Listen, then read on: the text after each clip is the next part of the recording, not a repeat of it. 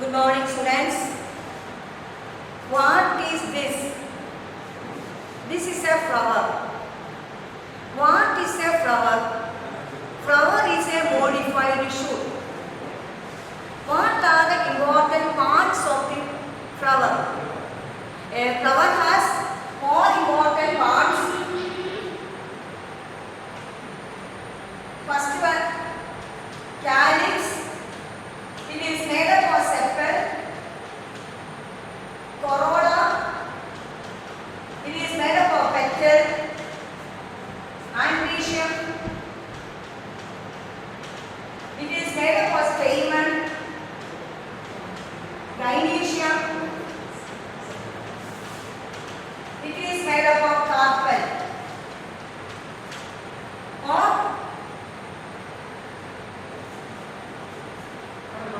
these four words, first two are not essential part of the flower.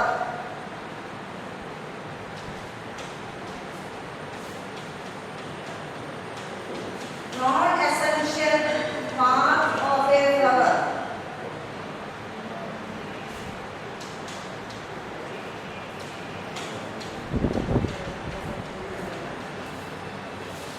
Whereas andrecium and gynoecium are the essential parts of the flower.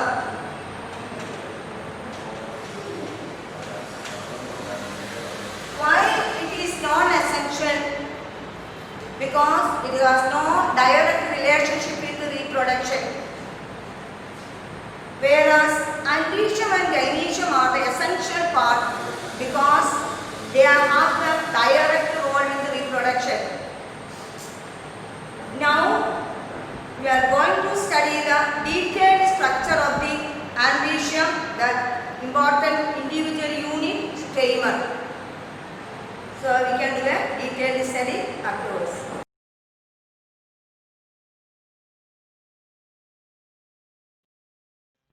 Bilobed diathecus. So this is the filament of the anther, and this is the filament of the stamen, and this is the anther lobe. This anther lobe is a bilobed and diathecus. See, when we take the cross section of the anther, it is tetragonal in appearance. It has four sides are there. See, one, the lobe is coming the two sides. And these sides are called the pollen sacs, otherwise called the microsporangia. And two anther lobes are connected by means of the connective location is somewhat here. And when we study about the detail of this microsporangium, see, some cells of the pollen sac undergoes periclinal division. That cell is called the archisporial cell.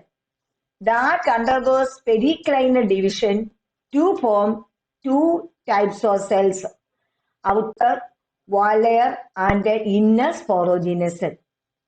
Outer wall layer undergoes repeated division to form four different types of wall layers. One is epidermis, internal to endothelium, internal to the middle layer, and the third one is the tapetum. And inner cell develops into the sporogenous cells one by one. So each pollen sac, we can see these four layers and internally a homogeneous mass of sporogenous cells. And this outermost layer, that is called the epidermis, and it is somewhat elongated cells, closely arranged elongated cell. Internal to this one, readily elongated single layer of cell called the endothelium, and its walls are thickened. And internal to this, 2 to 3 layers of parenchyma cell constitute the middle layer. And epidermis, endothelium, middle layers together having the function protection and help the resistance of the anther whenever anther attain maturity. So the next that is a fourth layer, that is the innermost wall layer. that is called the tapetum, and that is single layer with the dense cytoplasm and more than one nuclei we can see in this. This tapetum is having the function nourishment of the sporogenous tissue or the microspore or the pollen grain or microspore mother cell. In addition to this one, tapetum producing a substance called the sporopollenin that is essential for the protection of the pollen grain. And the third function of the tapetum, it is secretes some enzymes and hormones. The main enzyme IAA that is essential for the growth of the pollen growth of the pollen grain, germination of the pollen grain. That is, with the help of this hormone IAA, formation of the pollen tube. And when we study about the internal cells, this is the sporogenous cells. And these sporogenous cells can directly converted into microspore or the pollen grain or the male gametophyte by meiotic division. And mostly, the sporogenous cells undergoes division to form microspore mother cell or pollen mother cell. And its short form is a PMC. And this pollen mother cell later undergoes meiotic division to form microspore tetrad. And because four pollen grains are remain together, and at the time of maturity only, these pollen grains are separate. They are tetrahedral arrangement. And some flowers, we can see the tetrahedral arrangement, some cases decussate arrangement, some cases T-shaped arrangement, some case linear arrangement. So different pattern of arrangement of this microspore can observe with different plants. And some plants like typha, all these pollen grains of the all these four microspore tetrad remain together to forming a structure called the compound pollen grain. Whereas in calotropis, all the pollen grains is in a pollen sac joined together to form a structure called a pollinia. And whenever anther attain maturity, the dehiscence is taking place to the stomium region.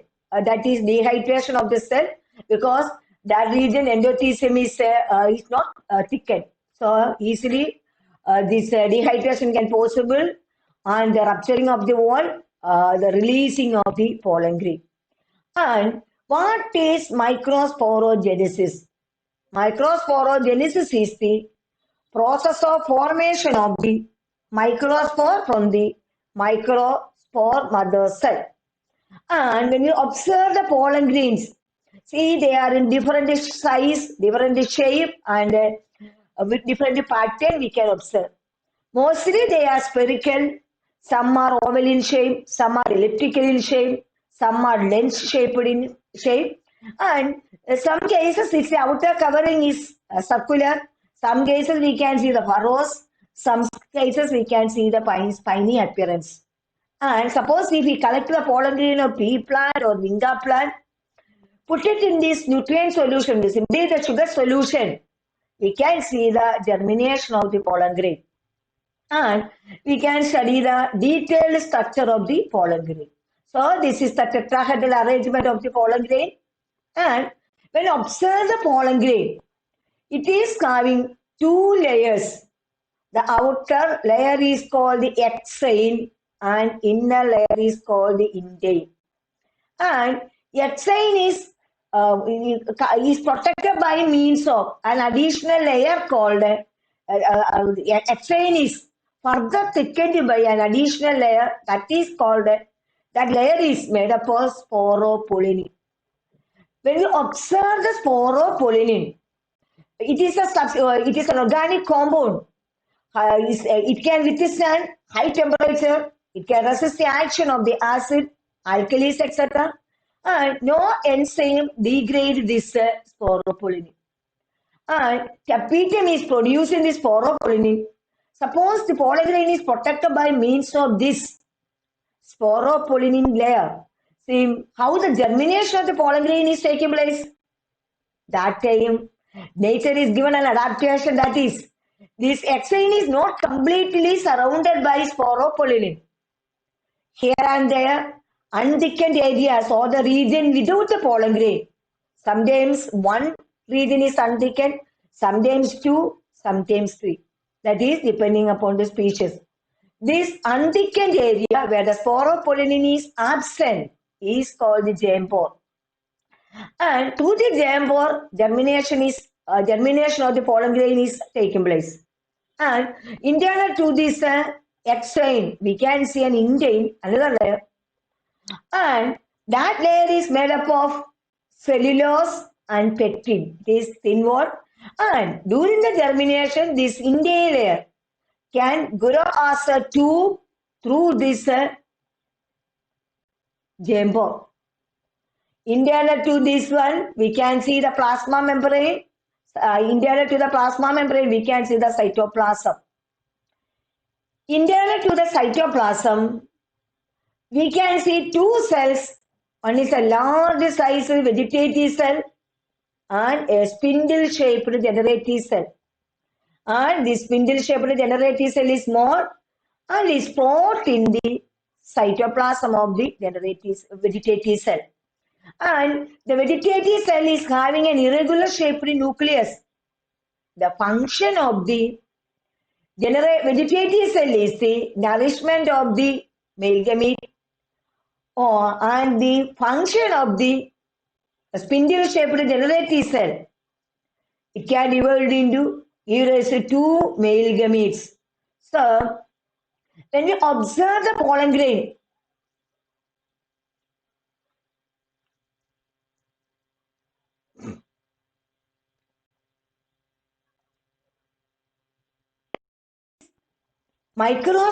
this is the microsporogenesis, that is the process of formation of microspore from the pollen mother cell or the sporogenous tissue. And 60% angiosperm plant pollen grains are shed at two-celled condition. This is the vegetative cell and this is the generative cell.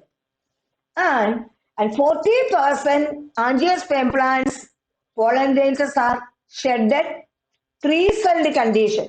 That cases, a spindle-shaped generative cell divides into two male gametes.